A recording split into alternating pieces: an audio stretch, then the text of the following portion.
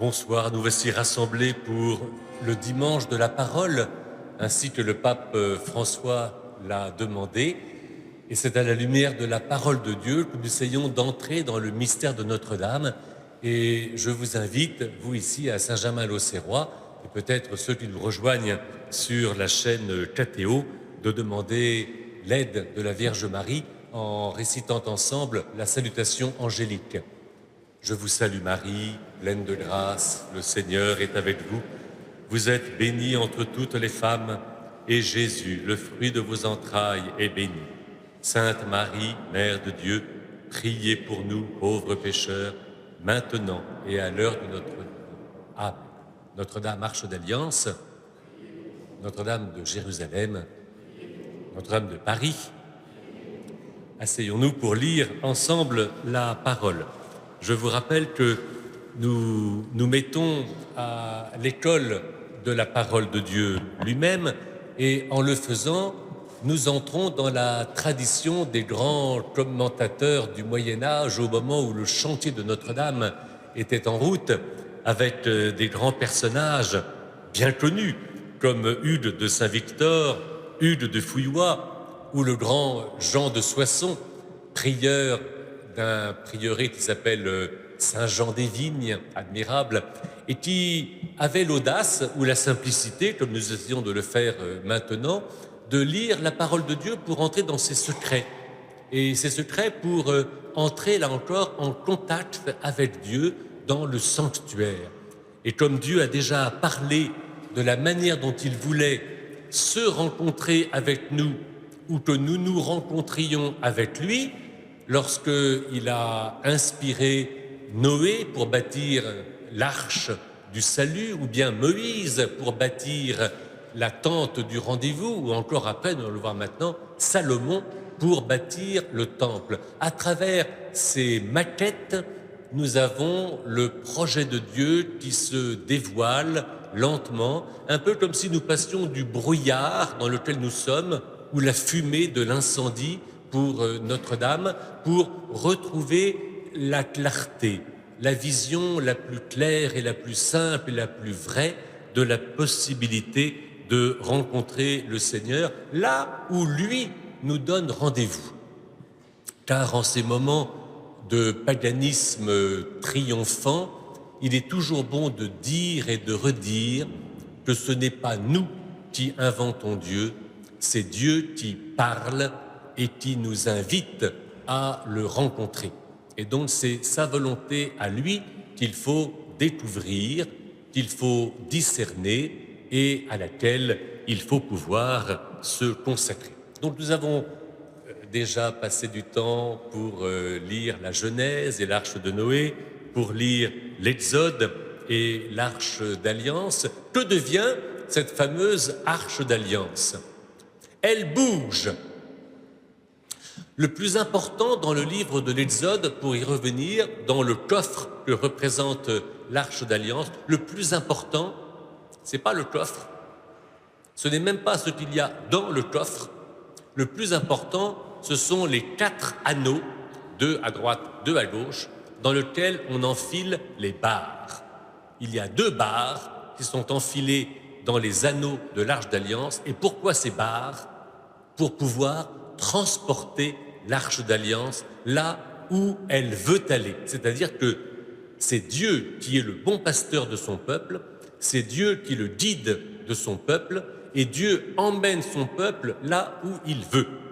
C'était la conclusion du chapitre 40, que nous n'avions pas lu la semaine dernière, lorsque la nuée, donc le signe de la présence de Dieu dans le désert, lorsque la nuée se levait, les prêtres venaient porter l'Arche d'Alliance, le peuple se levait et suivait l'Arche qui suivait la nuée. Et quand la nuée se posait, les prêtres se posaient et le peuple s'arrêtait. Tout était conduit par le rythme de Dieu lui-même. Pouvons-nous trouver des applications à notre cathédrale? La cathédrale comme le temple que nous allons voir de Salomon, semble bien s'être posé quelque part. C'est un lieu, et c'est même d'ailleurs le point zéro de toutes les distances qu'il y a en France, ce qui n'est pas, même de la part de notre République, ce qui n'est pas la moindre reconnaissance de l'importance de Notre-Dame. Mais cherchons un peu plus loin, cherchons le signe de la disponibilité à Notre-Dame à bouger. Alors on pourrait dire effectivement que l'incendie a transporté ou aurait dû transporter Notre-Dame, par exemple, à Saint-Germain. La statue de la Sainte Vierge montre bien qu'il y a bien une migration de Notre-Dame et que cette migration, elle correspond peut-être à la volonté de Dieu. C'est pas simplement un désastre que cet incendie. Il y a peut-être l'idée que Notre-Dame se bouge et donc il faut que les amants de Notre-Dame que nous sommes puissent se bouger aussi. Et se bouger, si possible, là où Dieu veut que nous bougions. Donc c'est une première idée. Pendant quelques années, nous sommes un peu en migration. Je ne dis pas que Notre-Dame va bouger d'une paroisse à l'autre, mais après tout, pourquoi pas? Saint-Germain n'est pas la seule habilité à recevoir les signes de Notre-Dame. Mais où est construite Notre-Dame? Sur une île. C'est assez rare tout de même. Lorsque nous regardons, je ne sais pas, Notre-Dame de Laon est sur une colline, Notre-Dame de Chartres c'est une colline, Notre-Dame d'Amiens, en général, c'est toujours sur une colline, sur une montagne, que l'on établit une cathédrale, parce que c'est le signe ordinaire et qui parle à n'importe qui, n'importe quand, de la rencontre avec Dieu. La basilique du Sacré-Cœur est sur une colline. L'église Saint-Étienne-du-Mont ou Sainte-Geneviève, devenue le Panthéon, est sur le sommet de la colline. Chaillot, c'est une colline. Voilà, ça c'est très normal, mais c'est un peu païen. Tout le monde fait comme ça, toutes les religions font comme ça. Notre-Dame est sur une île, tout en bas de la cité. Et sur une île, elle est entourée des bras d'un fleuve. Et si Notre-Dame ne bouge pas, évidemment, et heureusement ou pas trop, on aimerait que les murs tiennent en place, oui, mais autour d'elle, fluctuat nec mergitur, comme dit le symbole, la devise de la ville de Paris. Elle avance et elle ne s'enfonce pas, elle ne coule pas, elle bouge, oui. C'est pas elle qui bouge, c'est le fleuve, mais peut-être que par le fleuve, Notre-Dame bouge, Notre-Dame nous emmène, Notre-Dame nous fait avancer. Et ça, je crois que c'est une disposition qui est fondamentale dans la vie de quelque chrétien que ce soit. C'est de progresser, c'est d'avancer. Oui, un psaume dira « La montagne de Dieu, sublime œuvre, un fleuve l'entoure. » Alors, ça c'est dans la Bible à propos de Jérusalem, mais un fleuve autour du sanctuaire de Jérusalem, il y a bien le Cédron du côté oriental, mais il coule de l'eau quand il pleut, hein, et du côté oriental, il y avait un autre petit canyon, le Tyropéon, qui est complètement bouché depuis 2000 ans. Il n'y a pas beaucoup d'eau autour, et on se demande, on est en droit, avec Hugues de Saint-Victor, avec Hugues de Fouilloux, avec Jean de Soissons, de se dire que, au fond, ce dont parle l'Écriture, c'est peut-être justement de Notre-Dame de Paris, celle qui est entourée, et c'est très rare, par un fleuve. Pourquoi l'a-t-on mis là? Pour nous mettre en mouvement. L'idée de toujours à l'identique doit être, je crois, reçue au moins au 2e degré. Nous ne sommes pas, en tant que chrétiens, voués à l'immobilisme. Nous sommes dans les pas de Dieu, nous sommes dans la suivance du Christ. Et cette dimension, cette disponibilité est tout à fait fondamentale. Oh, en ce jour du dimanche de la parole, suis-je autorisé, je me tourne vers le chanoine de Longeau bien sûr, suis-je autorisé à dire qu'un projet auquel il m'est donné de participer voudrait que dans quelques années, lorsque nous rouvrirons la cathédrale, les chapelles proposent un parcours biblique que tous les visiteurs qui viendront puissent découvrir ce que Dieu dit au moment de la création, de la foi d'Abraham, de l'Exode, des prophètes, des sages, de Jésus, bien entendu, en ses mystères, et des saints qui continuent à vivre de cette énergie divine qui s'inscrit maintenant dans le cours de l'histoire. J'espère que ce rêve que nous travaillons maintenant sera véritablement une réalité et que beaucoup pourront voir et entendre ce que Dieu dit et montre à travers notre cathédrale. Et ainsi, l'Arche d'Alliance va bouger au rythme de Dieu lui-même qui va la conduire. Dieu va bouger de sanctuaire en sanctuaire en terre d'Israël. Il va notamment s'inscrire un moment à Silo, un sanctuaire dans la montagne d'Éphraïm. Et là, il y aura une aventure qui est tout à fait intéressante à lire. C'est dans le premier livre de Samuel. Et nous voyons que les enfants d'Israël, arrivés en terre de promesse, ont du mal à s'installer en cette terre et ils rencontrent l'hostilité de ceux qui veulent faire la même chose qu'eux, s'installer en même temps au même endroit, les Philistins, et qu'il y a des combats et que la solution habituelle, la guerre, hélas, devient la réponse, paraît-il, à tous les problèmes. Une guerre s'engage entre les enfants d'Israël et les Philistins remportent la première manche. Désastre pour les enfants d'Israël qui se disent tout à coup « Mais c'est le bon Dieu qui nous a sauvés déjà de l'esclavage d'Égypte. Que sommes-nous bêtes? Allons chercher l'Arche d'Alliance, allons chercher Dieu, qu'il vienne au secours de notre situation. » Mais malheureusement, c'est une idée qui veut dire servons-nous de Dieu selon nos projets à nous. Et ça, mes amis, c'est un désastre, évidemment.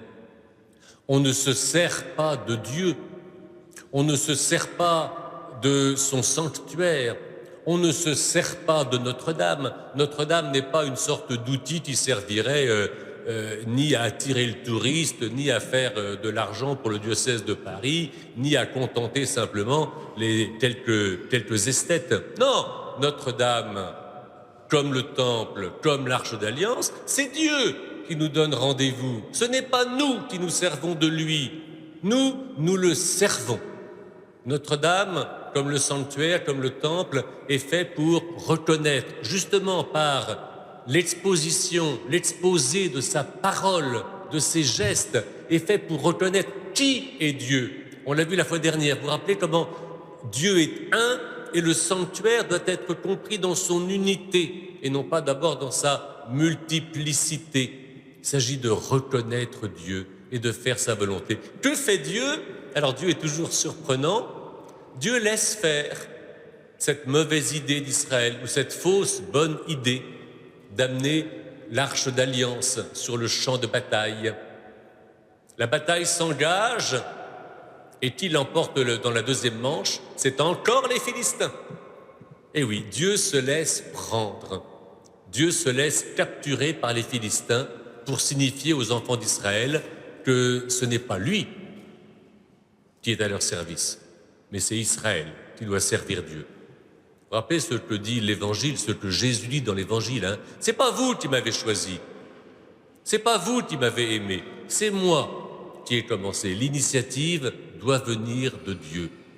Et les engagements humains sont importants, mais ils rentrent comme une réponse à la parole, à l'appel de Dieu lui-même. En toute décision, il faut savoir, et à l'école de nos maîtres du Moyen-Âge, qui eux sont à l'écoute de manière sérieuse de la parole de Dieu, qu'est-ce que Dieu pense, qu'est-ce que Dieu veut.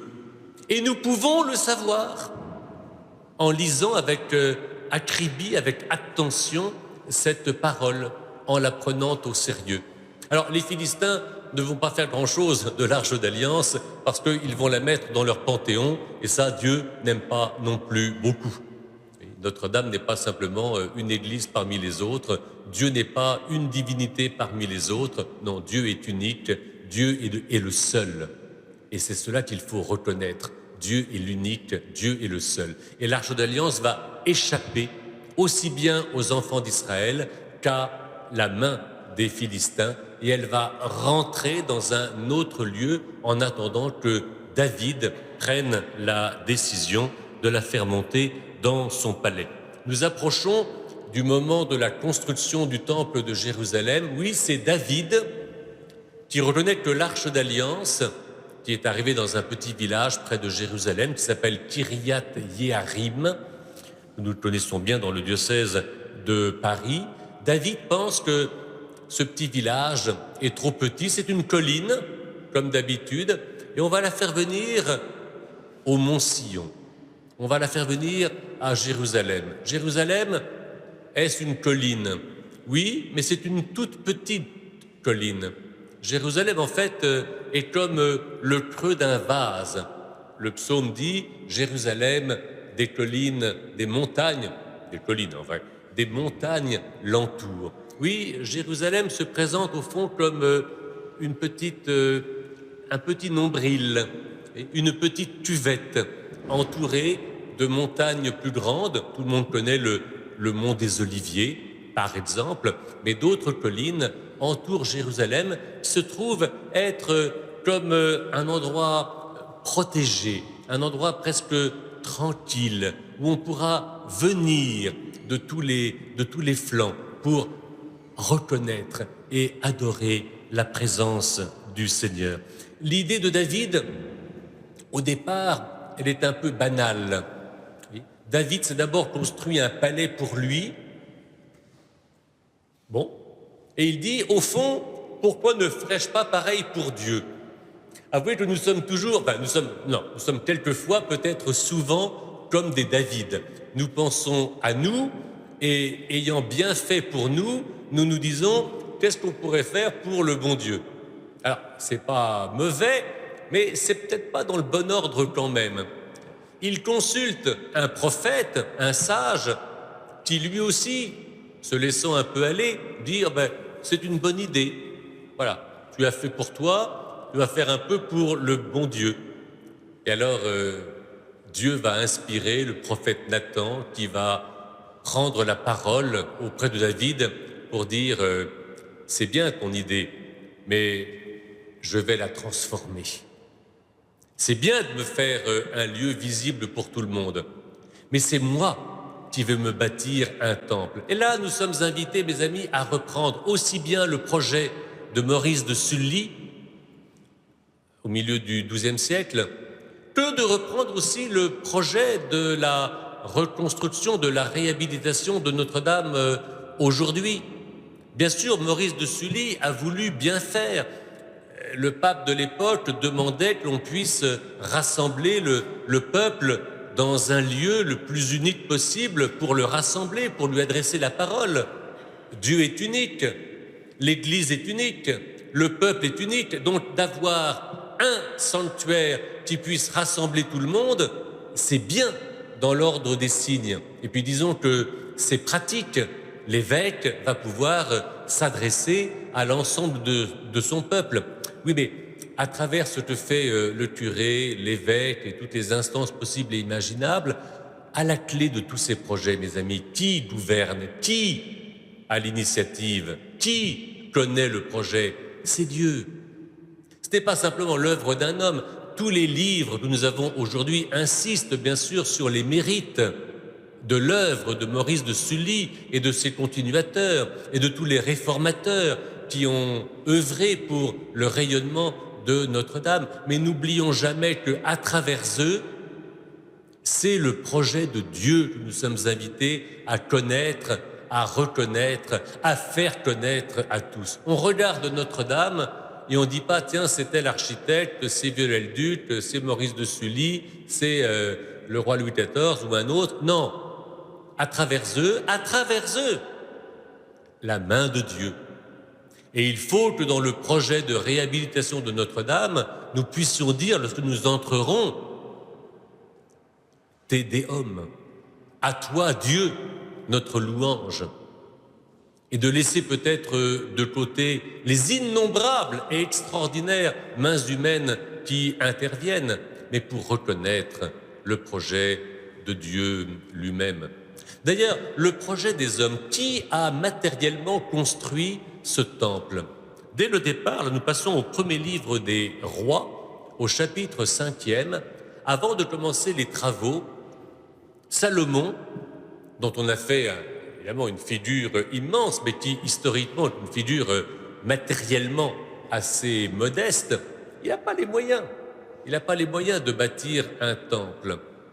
À la fin du chapitre 5e du livre des Rois, Salomon va commencer par faire une association, un pacte avec Hiram, roi de Tyr. Tyr et Sidon sont deux villes fameuses de Phénicie, on dirait le Liban aujourd'hui, et c'est connu aussi bien dans l'histoire ancienne comme dans la représentation biblique, comme les capitales du grand commerce international, autrement dit, capitale de l'argent, et donc de la capacité humaine à fabriquer d'énormes bâtiments ou d'énormes structures. Eh bien, Salomon, qui porte le nom de roi de paix, choisi par Dieu après David, qui a peut-être trop combattu de manière très matérielle aussi, et Salomon va d'abord demander l'aide des étrangers. Et c'est peut-être le plan de Dieu que des étrangers puissent, donc qui ne partagent pas la foi d'Israël, puissent participer à la construction du temple du Seigneur. Un peu comme dans le livre de l'Exode, rappelez-vous Moïse qui avait fait une collecte pour recevoir de l'argent et qui avait reçu trop d'argent, c'était peut-être un piège aussi, comme pour Notre-Dame. On se demande, mais d'où venait cet argent des enfants d'Israël dans le désert? Plusieurs fois, le récit biblique nous dit « Ah, mais c'est que les enfants d'Israël, qui avaient été esclaves pendant 450 ans, avant de partir, avaient été avertis par Dieu de demander à leurs voisins égyptiens de l'or, de l'argent, des vêtements, des tissus, bref, de spolier les Égyptiens qui les avaient exploités pendant des siècles, afin de partir de manière fournie. Et à quoi avaient servi ces fournitures? Qu'a-t-on besoin d'or et d'argent dans le désert et de vêtements somptueux? Eh bien finalement, ce sont les Égyptiens qui indirectement avaient participé à la construction du sanctuaire. Et voilà qu'au temps de Salomon, ce sont de nouveau les Phéniciens, les étrangers, voire les concurrents d'Israël, qui vont participer à la construction du sanctuaire. Comme quoi, Dieu, comme dans l'Arche d'Alliance, échappe toujours à ceux qui veulent la capter, afin de s'offrir à un grand nombre, de s'offrir à ceux qu'on n'attendait pas. Peut-être, comme dirait l'apôtre Paul, afin que ceux qui étaient loin puissent être rapprochés, et que peut-être que ceux qui étaient ou qui se croyaient proches se trouvent peut-être aussi un peu éloignés. Et là, nous retrouvons, et Notre-Dame en est bien le signe, nous retrouvons le geste divin de la réconciliation, dont la mesure est Dieu et non pas simplement les hommes. Dès que je suis arrivé de manière personnelle, mais le chanoine de Longeau pourrait en dire autant, comme chapelain, ce sont, alors c'est pas le recteur, c'est pas l'évêque, mais ce sont ceux qui accueillent, tout simplement, ce sont les vigiles de l'époque, qui m'ont dit, vous allez voir mon père, c'est pas simplement Notre-Dame de Paris, c'est pas simplement Notre-Dame des chrétiens, vous allez voir, c'est vraiment Notre-Dame de l'humanité tout entière. Ça m'a paru au début, je l'avoue, et je le confesse et je le regrette, un peu comme un slogan. Bon, très bien, on dit ça, c'est pour bien accueillir les gens, etc. Non, non, non, c'était vrai. C'était vrai. Et ce petit ouvrage admirable, Notre-Dame de l'Humanité, qui a été écrit donc après l'incendie de Notre-Dame, trouve effectivement sa justesse. Et c'est vrai, nous travaillons pour cette réhabilitation, pour cette réouverture de Notre-Dame. Et on se dit, vite, vite, vite, il faut que l'archevêque retrouve sa cathèdre et que le peuple de Paris retrouve le culte à Notre-Dame. Oui, mais prenons notre temps afin que non seulement les catholiques, mais que, à travers eux, l'humanité tout entière et ses visiteurs du monde entier puissent retrouver ce que Dieu leur réserve comme étant leur cathédrale. Car à travers ce message des vigiles et des bénévoles, ce que j'ai mieux compris depuis l'incendie, c'était que c'est Dieu qui parlait à travers eux. Et qu'en reprenant la construction aussi bien de l'arche d'alliance avec Moïse que du temple de Jérusalem par les mains de Salomon, il y avait déjà à l'époque où on avait un peu l'idée que c'était pour quelques-uns et pas pour tout le monde, non, Dieu faisait déborder, Dieu faisait éclater son projet. Et il ne faudrait surtout pas, ce serait une reculade monstrueuse, régresser dans ce projet qui caractérise l'Église catholique, qui est d'être universelle, qui est de dire l'Évangile dans sa vérité, dans son historicité, mais en le disant, de se dire, quand on dit cette parole, on ne touche pas simplement quelques paroissiens, on touche l'humanité tout entière. Et ça, pour les prédicateurs à Notre-Dame, et pour les accueillants tout simplement, c'est une découverte absolument fabuleuse. C'est vrai que dans une paroisse habituelle, je m'en étais même pas rendu compte. Au bout de 40 ans, vous voyez, dans une paroisse, on est Saint-Germain, on parle à la messe à des catholiques, on parle aux paroissiens, qui en général viennent tous les dimanches, ou 1 sur 2, 1 sur 3, je sais pas moi. Mais ils viennent habituellement. Vous parlez à Notre-Dame, vous célébrez le dimanche, dans la nef, vous ne savez pas très bien qui est là. Et autour, qui visite un dimanche à 11h ou à 18h, vous êtes certain que ce ne sont pas tellement des catholiques. Et pourtant, lorsque vous dites l'Évangile, lorsque vous proclamez la parole, vous la faites entendre à des gens qui ne sont pas baptisés, qui ne sont pas chrétiens, qui n'ont pas la foi. Or, si on a un tout petit peu de présence, de vigilance, quand on regarde les personnes qui sont là autour, on voit bien, je dis bien, on voit bien qu'elles écoutent. Il y a comme une articulation de la présence visuelle, de la disponibilité auditive, qui fait que par un moyen ou par un autre, Dieu parle et Dieu se fait entendre. Or, nous chrétiens, nous sommes tous au service de l'écoute de la parole. Nous faisons résonner cette parole de différentes manières pour qu'elle soit écoutée. C'était déjà le projet de Salomon en allant voir Hiram de Tyr. Et non seulement ce sont ces Phéniciens qui vont le faire, mais nous avons ces ouvriers du sanctuaire qui vont recevoir l'esprit de sagesse, l'esprit de connaissance, l'esprit de science, pour fabriquer toutes sortes d'objets.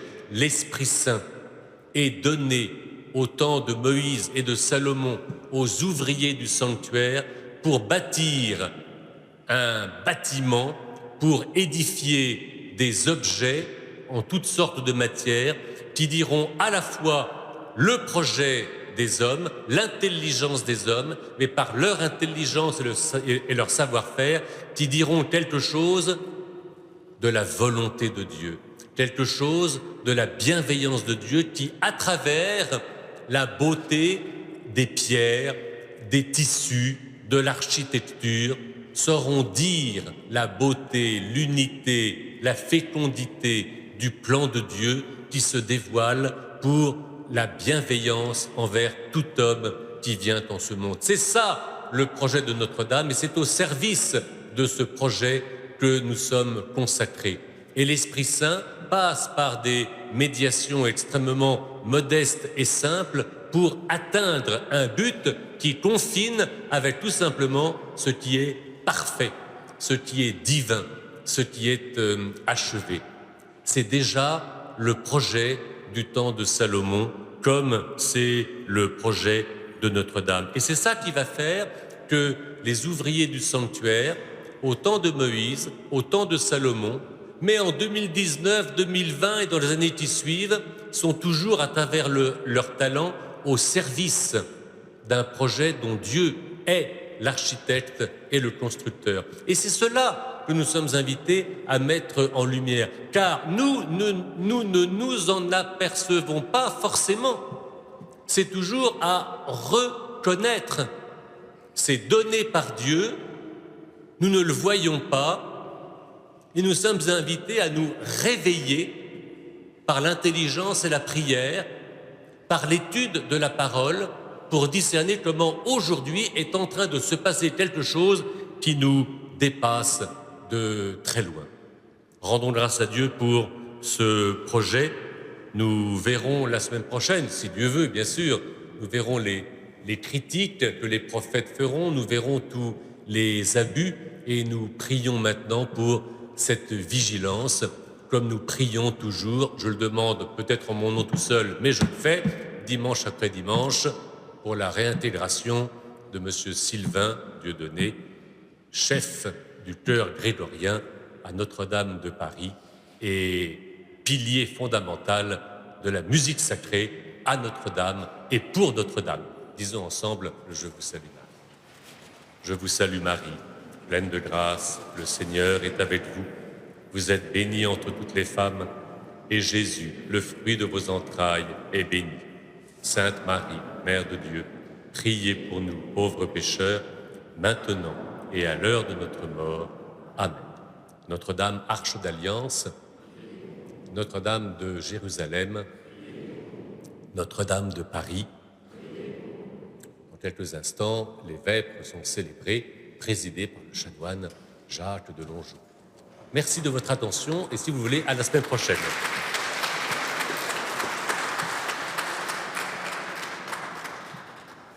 J'attends pour la télé, mais je crois que c'est fini.